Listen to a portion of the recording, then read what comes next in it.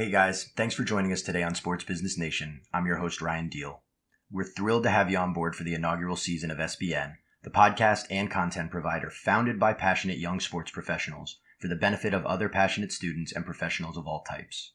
The business of sports goes so much deeper than contract signings and Super Bowl rings, and here at SBN, we host top-level professionals from the real world of front office sports to gain from their insights on a different core subject each week. Please be sure to subscribe to our podcast so you can join us all season for an insider's look, and please tell your friends, family, and colleagues to do the same. To learn more about our mission here at Sports Business Nation and see everything we have to offer, please visit our website at www.sportsbusinessnation.com and follow us on all your social media, including LinkedIn, Instagram, Twitter, and Facebook. I think the best managers understand the concept of servant leadership, whether they know that phrase or not. And by that, I mean that they are there to work for their people. Like a good manager is not successful unless their people are successful. Our episode today will focus on the subject of leading versus managing in the world of sports. Leadership and management are both topics that have been written on for centuries, and with the guidance of our special guest today, we'll examine some of the commonalities and differences that exist between the two and learn how they apply in sports business. While there's no doubt that both leaders and managers are crucial components to most all successful teams, they emerge in different ways, and as we'll discuss, the essential qualities for each role are quite unique. But whether it's on the field or in the front office, team success rests largely in the hands of our leaders and managers, so developing the skills required for each is essential in building long-term growth. You have to make sure people that work for you understand that you care about them. And I guess to start that, you actually have to care about people first. And I try to make it a goal for me of having relationships, even if just a small one, knowing a little bit about everybody on my team. Joining today as our guest is the Vice President of Sales and Service for the San Jose Sharks, Brian Towers. After attaining his undergrad degree from the University of Florida, Brian went on to obtain his master's in management at Florida and work for the Gators athletics department before beginning his journey in professional sports. Prior to his current role overseeing sales out in San Jose, Brian was the Senior Director of Premium and Ticket Sales for the New York Mets after spending several years in Sacramento for the Kings as both an account executive and the Senior Manager of Sales Training. A native of Freehold, New Jersey, Brian has seen a variety of leaders and managers both succeed and fail. Today, he's kind enough to take some time to fill us in on some of those experiences, as well as some methods that he himself employs in leading his sales teams in the National Hockey League for the San Jose Sharks. People may not remember what you say or what you did, but they remember how they made you feel. And for us, that's really powerful. Something we talk about a lot on our sales floor is how do we as leaders, as managers, make our people feel important and make sure they understand the value of what they do. All right, excellent. And on that note, we want to welcome you into our conversation today. For the benefit of our listeners and audience here, would you introduce us with your name and what it is you do? Sure. Brian Towers, Vice President of Ticket Sales and Service for the San Jose Sharks. Well, we really appreciate you coming on here today, Brian. With hockey season starting up, I'm sure it's an especially busy time, so we will try to be sensitive of that. One of the things we like to talk about with our guests here is a little bit about your education and upbringing. You personally, throughout a variety of the leagues and sports, have a reputation as a really loyal, hardworking, fan-friendly guy, both personally and professionally, which is always nice. As you look back on your education, your childhood, are there any experiences or qualities that maybe should have indicated to you early on that you'd be really good to do this in sports down the road? Funny enough, Ryan, no, not at all. I joke often that I didn't stumble upon this until much later in life. Like as a kid, I was always into sports, which probably isn't that surprising given my profession now. And I think a lot of people share that characteristic. But for the most part, I was a pretty shy, quiet, average kid. Enjoyed playing sports, enjoyed watching sports, but aside from maybe some teams where I was one of the stronger players and kind of led by example, there really wasn't a huge indication to me that like leadership was for me. Even in my early days in school, I wasn't super involved with any student organizations or anything like that. I was just a pretty average kid, like I said. Later in college, I'd say that changed, but it wasn't really until then that I really stumbled upon it. And you are an excellent person for us to discuss this with. As you look at leadership and management specifically, you talk about some instances when you were growing up, later on in college. What were some of the things that, before you were a professional in the sports industry, started to open your view on what it was to be a leader or to be a manager successfully? Yeah, I would say the biggest impact for me definitely was college. So I'm from a small town in New Jersey, Freehold, home of Bruce Springsteen, if anybody's into the boss.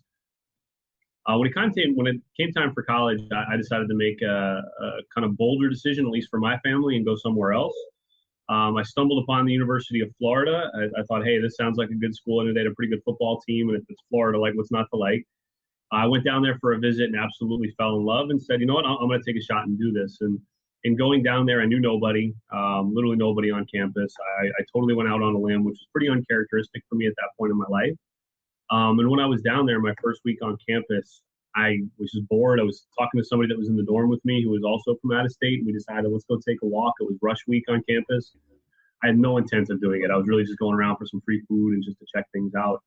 And as I walked around, and then I stumbled upon a fifth one, and I walked in, and I'm like, okay, I met a person or two. I'm like, okay, I kind of relate to this person. Like, I get this. Like, and they had a set of values and principles that were different than what a lot of the other people were talking about.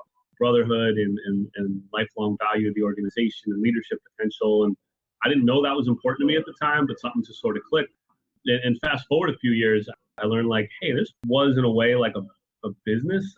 We had a budget, we paid dues. And ultimately, a year after that, became the president of the organization. This was like something my mom, when I told her, just laughed at me. I say all the time, it was the best training I ever had in leadership, because you really had to build that trust and that equity with everybody. And it taught me to get along with people from all different walks of life, all different types of people. Well, Brian, I certainly think one thing that stands out from your commentary is that even in evaluating the different fraternities, one of the things that stood out as most important to you was connecting with their why and their true values. And as we saw even earlier in our first episode with Lou DePauli, that's a huge part of an organization's message, whatever it is, be that business or fraternity. As we look at some of your more youthful, informative years here still, can you talk about any job you had growing up before you got into the sports business industry that maybe wasn't enjoyable at the time and you had to learn some lessons the hard way, but in hindsight, you might even recommend it now for one of your own kids? For whatever reason, my first couple jobs were in the food industry. So my first job as a 15, 16-year-old in high school was working at Nathan's. I learned pretty fast, like, I better make sure I'm doing what I need to do in school, because this is not what I want to do long term. But it taught me a lot about, hard work. It taught me a lot about dealing with people. Again, it was customer facing. And I found there that I really enjoyed, like, the tipping aspect of it. Like, I really liked that. I liked being paid more for performance. And I liked that, I was good with that relationship, I guess. The harder I worked, the better I worked, the more money I made. And again, taught me a lot about people and a lot about work ethic. Well, Brian, maybe we should give your mother a call, because even based off these two stories about your early job experiences as well as your looking into college down in Florida, I don't think either of you is giving you enough credit for being a risk taker. Seems like you're the kind of guy who likes a good challenge and something new. So the real focus of today's conversation is going to be some of the similarities and differences between leading teams and people and managing teams and people. As somebody who has gone and gotten a degree in management and led and managed a variety of groups, can you tell us in your own view, rather briefly, what are some of the core fundamentals and differences between leading people and managing people, Brian? Yeah, in my perspective, and I think, you can look at that sometimes and say managing versus leading, and say managing is maybe a dirtier word and everybody wants to be leaders. And there's some piece of that. The way I look at it, I think all people in positions of leadership have to do a bit of both, right? There's your managing, which to me is more short term. It's more day to day. Like in our world, it's maybe sitting down with the rep and really talking through a strategy for prospecting, or how to sell more, or how to get, longer conversations on the phone to yield better prospects. Things like that I think are important. They're really task driven and really specific, where the person in a role of manager is giving more direction and setting expectations for what they think, needs to happen. In my mind, leadership and being a leader is broader, right? It's about bigger ideas. It's about bigger picture. It's about inspiring others. It's about driving strategy and leaning on others to help you find the decision. You're probably not the person that's going to have the answer every single time, and you're leaning on the resources that you have to get there. So, examples in our world right now, like some challenges we're working on in Sacramento is like revamping our rookie program for our season ticket holders, right? I don't have all the answers to that. I'm leaning on my leadership team to come up with ideas, even the reps that are, dealing with our season ticket holders day in and day out. Like, what could we be doing better to get there? And trying to guide them, to a solution that's going to make us more profitable down the road. Now, while I realize we'll dive into further detail here, in summary, it sounds like in a lot of ways, managers are a little more in the grass, hands-on, do-it-yourself, Whereas leadership, a lot of what's involved in that comes from attracting a following to really enable you. Totally. 100%. Yep. And I mean, a leader's only as good, leader's only good if people follow, right? If nobody's following them, it doesn't matter what your title is. So, you have to be strong in that area. So Brian, as we now have a bit of a better understanding on the fundamentals here, we talk a lot about corporate culture in today's day and age and how that represents a brand. How do one's tactics in leading and managing get influenced by a specific company's culture? Yeah, it's so important, and it is. You're right. It's something that's been thrown around a lot, and I think you mentioned earlier. I've worked for 4 different organizations. I've seen this a lot of different ways, and I think early in my career, I was like very steadfast and like it has to be this way. And I think as I've grown over time, I realized there's pieces of everything you can take together. But I think it's a combination of things. I think culture is ultimately a sum of the people you have. So if you're not doing a good job recruiting people that share values that are important to your organization, like it doesn't matter what you say as a leader, like your culture is never going to get there. So you need to get the right people in the seat. And I've had some really good mentors that have taught me that. I think secondarily, though, you also have to have a process in place to train, to develop, to coach, to get those people to where they want to be long term. And I think for us, like it's really important as leaders in our industry to understand that most people don't get into sports, especially sports sales, looking to sell for their whole life. Some do, but most don't. So it's important for us to have a clear vision and strategy of how we're going to get somebody from an entry level seller to whatever their longer term career goal is, and having a process in place to get there. And that that's a challenge for us as leaders because we need to have the product and the process in place to make the people successful. And if you don't have that structure, the people are never going to trust leaders, and you're never going to achieve the results you want. And achieving those results are what gets both reps, managers, leaders, whatever you want to call them, to grow their career. Well, it certainly must be nice working at a company like the Sharks for a boss like yourself, Brian. As you look back and you look at yourself 10 years ago as you were entering the sports industry out of school, what's one piece of advice you'd want to give the younger Brian Towers and one piece of advice that you really want our audience today to take home with them? I would say for me, it's 2 things. One, it's don't focus so much on being perfect. I feel like when I came out, my first manager told me how he wanted something done, and I was doing everything I could to follow it like to the T, exactly what it was. I'm not saying don't take direction from your manager, but have a little more perspective, big picture, and understand that there's more than one way to get to where you want to go.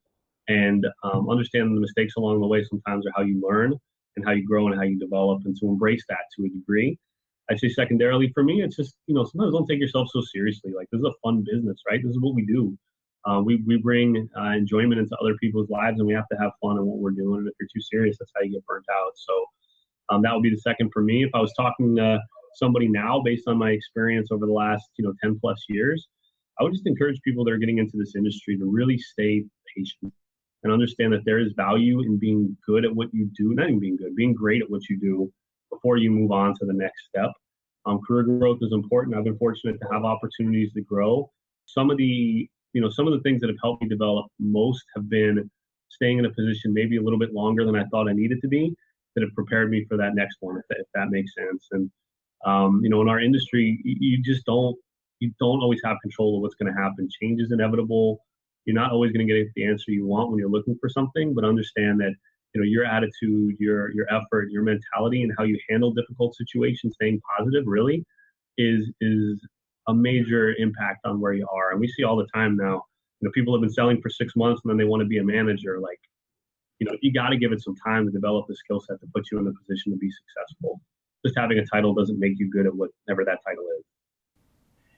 Brian, hearing you say that reminds me of one of my favorite high school Spanish teachers. She always used to say, just because you can take the test doesn't mean you're yet fluent. And it sounds to me like one of the things you're suggesting is that people have the patience and take the time to really hone their craft and develop some excellence before trying to move on to the next step in their career. And I'll tell you, based off our conversation last week with Lou DePauli, I'm starting to know a little bit of a pattern here with the priority of patience. So this is definitely becoming a bit of a theme here, but let's dive into really the meat and potatoes of today. And let's talk a little bit about leading and managing, both similarities and differences. So across the 4 collegiate and professional franchises you've worked with, Brian, I'm sure you've seen scores of your colleagues that are both trying to lead and manage teams and groups of people. Within an organization, who can lead, who can manage, and how can they do that?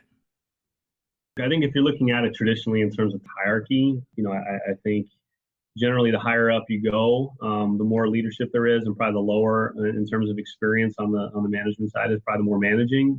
The more junior the seller that you're supervising, probably the more you're managing. But if you're losing sight of your department as a whole, so I'll give you an example. Like our inside sales manager right now is tasked with overseeing 10 entry level reps. His job is to really have a great understanding of what each person is doing day in and day out, because we're training them to move on to a more senior level position. As they grow to a more senior level position, we're a little more hands off on what they do day in and day out. So for that inside sales manager, they need to know what's going on with their entry level reps, because the entry level rep doesn't necessarily know better.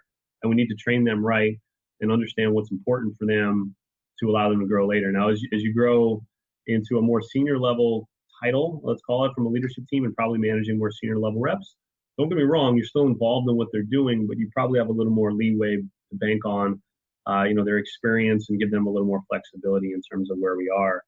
Now, having said that, I think, in the day-to-day of our organization, I don't care what your title is, everybody has the opportunity to lead in what they do, and people have impact peer-to-peer a lot more than they realize. And for, young sellers or people breaking into the industry that are looking to grow their career, one of the best ways to do so, in my opinion, is to be a leader amongst your team and to be a leader on your floor, and do that mostly by example, but, also by encouraging your staff, or encouraging your peers, by staying positive, by staying upbeat, by being enthusiastic, and taking the coaching that's provided.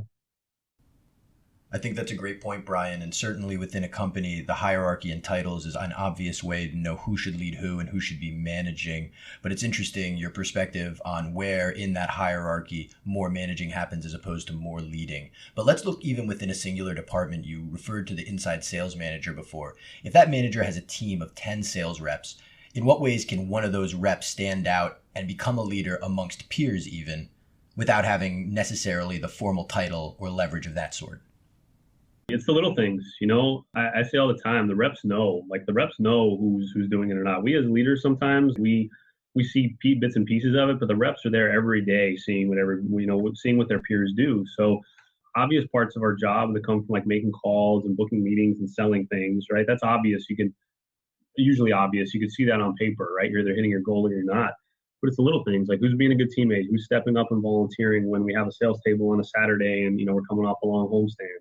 Who is, picking up a teammate that's maybe having a rough week on the phones and trying to encourage them. Like, those are the people, like, we know, we learn usually pretty fast that are going to be the people that grow their career and take the next step. And even at a more senior level, forget the inside sales example, I think it becomes even more prevalent as a senior level seller, in our world, like an account executive or a title like that, or an account manager.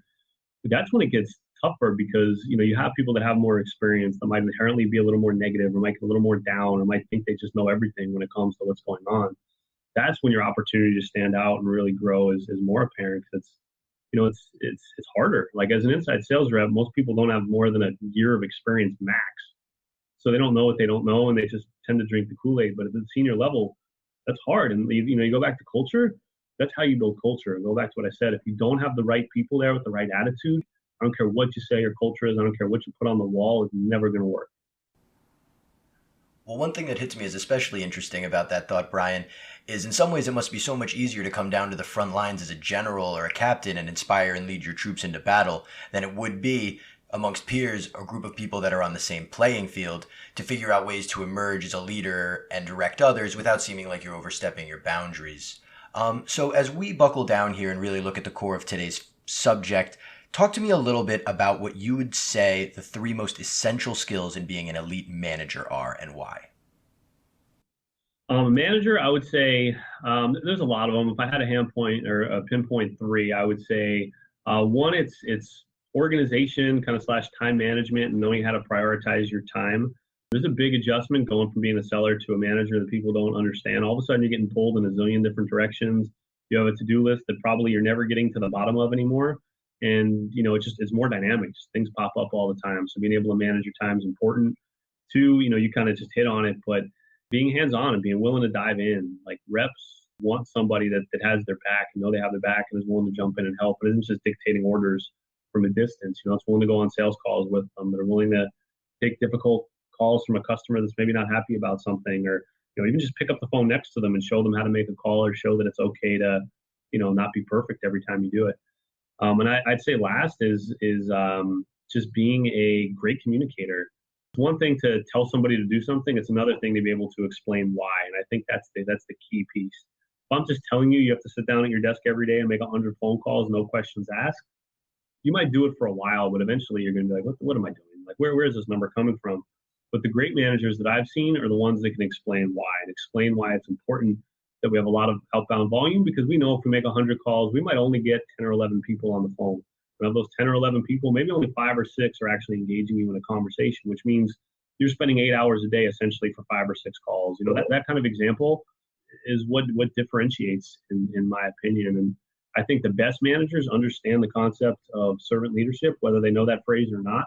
And by that, I mean that they are there to work for their people. Like a good manager is not successful unless their people are successful. And if you're not investing that time, if you're not giving the resources, the coaching, the training, whatever, to make your direct report successful, you're all going to lose in the long run. So while I realize this is in broad strokes, as we're looking for somebody who's going to be an elite performing manager, we're looking for 1, someone who has great organizational skills, 2, somebody who's going to be able to get their hands dirty and get down in the weeds with their team, and 3, somebody who's a great communicator. Now, not that some of these skills won't translate into leaders, but now tell me from the same perspective, what would you say are the 3 most essential traits for someone being a great leader? Yeah, I think there's certainly some carryover. There definitely is, but I think your scope changes as a leader. And I think, if I was picking 3 things, I'd say 1, you got to be conscientious, and by that I mean like you just got to be aware. You got to understand the impact of your decisions and the impact of your actions. And that goes for external folks in our world, season ticket holders, but it also goes internally to the people that are directly reporting to you. As you grow in your career, more and more people are looking at what you're doing, and it's important that you are just being aware of what it is that you're doing and having a mindset there. Second, I would say you got to be genuine. Like you got to be genuine, and that's a hard thing to fake. Like you have to make sure people that work for you understand that you care about them. And I guess to start that, you actually have to care about people first. And I try to make it a goal for me of having relationships, even if just a small one, knowing a little bit about everybody on my team, so that when I'm bumping into them at the water cooler or I'm running into them wherever, I'm having a real conversation with them about something that I actually know. And I think that's part of what's been a strength for me as a leader and being able to establish buy-in is that, I try to treat everybody reasonably the same in terms of being respectful and having a relationship with them. And, you can even look on the sales floor, just having enough of an awareness to understand that like an entry-level inside salesperson that might be in their first month, it might be real easy to look at that person and say, hey, look, I know in inside sales, maybe only 50% get promoted. This person might not be here in 6 months, or at the very least, I have time to develop the relationship. But I tend to look at it and say, look, this is one of the most important people in our organization, because if we're really developing talent, we're really growing people, like this person, I want this person bought in. I want this person understanding what we're trying to do. And it's important for me to have a relationship with them early, because, this could be my next, 2 years from now, this could be my top seller. And we want to make sure we're giving that person all the tools we have. And I'd say just kind of, lastly, if I had to pick a third one, I'd say being passionate about what you do. If you don't care about what you're doing, nobody else will either. And if you're really going to get people to follow you, it's a combination of all 3 of these things, but you have to be passionate and you have to be able to communicate that. And I don't think there's any doubt that you're right. Passion is almost infectious and certainly something that's going to rally people to a leader's cause. And I think of your earlier suggestion and piece of advice for the folks listening today, not only to be patient, but to be passionate about what you're doing. And, that's really what's going to give a leader leverage to get people to follow. I think you're absolutely right about that. One thing we try to look at here on Sports Business Nation is how our subject applies to performance, both on the sports field as well as in the front office.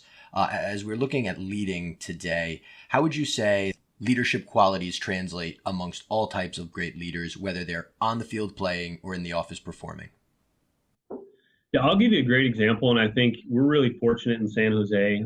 We have a general manager, Doug Wilson, who's been here for a really long time. He was a player here.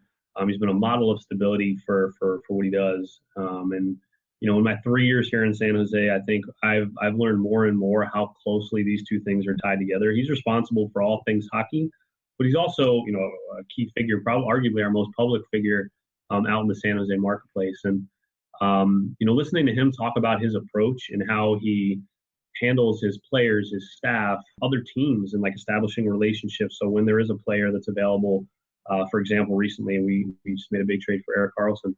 When that opportunity presents itself, that you have the relationship with that person to make the move. And he says something, and it's not his quote, I think it's Maya Angelou, but he says something all the time. I think applies very much to what we do, both with our staff and our season ticket holders, our customers, our group leaders. And it's people may not remember what you say or what you did, but they remember how they made you feel. And for us, that's really powerful. It's something we talk about a lot on our sales floor is how do we as leaders, as managers, make our people feel important and make sure they understand the value of what they do. And for us, when those folks are then out talking to our season ticket holders and our plan holders, how are they communicating? How are they conveying that as well? And to accomplish that, I think in leadership, you need a number of things. You need empathy. You need I said being genuine before, I think is incredibly important. And also understanding how to motivate people. Like it's a really key part of what we do in our office. Like what is going to make each person on your staff tick? Well, once again, I find you coming back to a similar theme of being genuine and authentic. And that's really the best way to connect your why and your values with whatever it is other people are going to find the same value in. So I'd imagine that whether you're working with clients or you're working with members of your team, whether it's sales or otherwise, it's going to be an important part of finding buy-in is really connecting with those people. So I'm sure having a real relationship with each of them is a smart way to go about it. And you never know who's going to become an important part of the team down the road. To go back to the Doug example, like you say all the time, and I'm a casual hockey fan most of my life. That certainly changed the last 3 years. He hates when people talk about fourth line players, right? And in hockey, in the press, whatever, there's some preconceived notion that a fourth line player is less important. But, in reality, that's a really key part of your team that's really important. And it's part of culture and it's part of understanding that there's nobody on the roster that's better or worse than anybody else. And there's nobody on our, on our sales floor or service floor that, is better or worse as well. It's all key parts of culture and leadership. Aside from the fact that we sell the business of sport, there's so many similarities to what we do in leadership to what goes on the ice or the field or whatever. Well, I can certainly tell from your stories and experiences and certainly my own firsthand that there are so many parallels between that sort of leadership skill in any walk of life. Again, we do realize that you're a busy man and you have some other prior commitments to get off to, so we will begin to wrap up our conversation today. The real core concept and goal of Sports Business Nation is to provide insightful content to help people educate themselves, not only on the sports business industry, but some of the most important concepts and principles that go along with it. For yourself, as you look at some books, magazines, websites, even other podcasts like ours here, what's some other content sources that you would recommend to our listening audience today so they can further develop their skills and leadership abilities? Sure. Yeah. I mean, I think there's kind of two ways to answer that. I'd say one, for someone that's looking to break into the business, I would just encourage you to do something. I mean, anything is better than nothing. And especially somebody who's maybe a little less on experience, doing your homework, reading, podcasts, whatever, a great way to do it. I would say for me personally, some of the things we recommend to more entry-level sellers, you hit on a few of them, but How to Become a Rainmaker is one of my favorites. That was something I used to have my inside sales reps with the Mets read when they would start. It's a pretty classic one, just talking about sales. More along the lines of leadership, though. I would say for kind of what I'm into right now, a book called Thinking Fast and Slow that I really like. It's a long read. It's tough.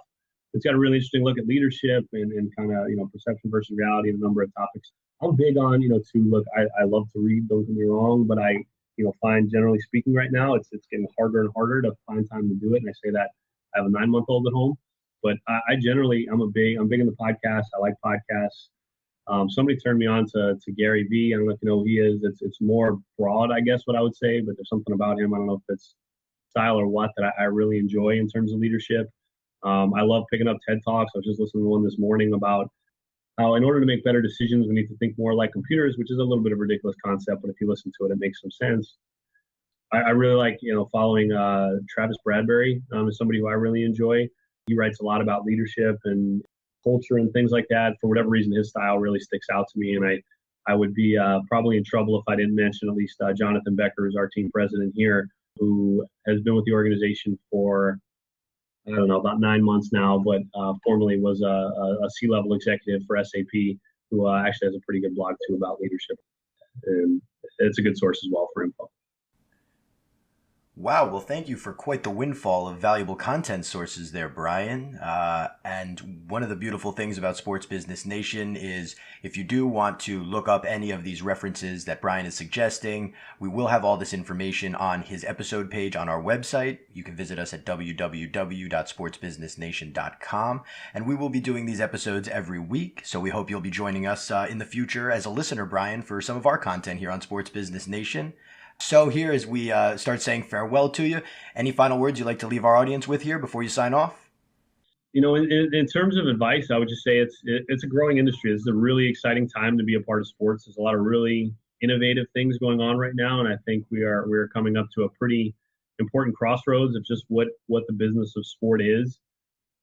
Well, Brian, that's a perfect note for us to end on, because here at Sports Business Nation, the whole goal of everything we do is to provide some insights on the growing world of sports, which is developing every day. So thank you again for coming on and being such a resource for our program as well as for all of our listeners. Certainly some valuable lessons learned today.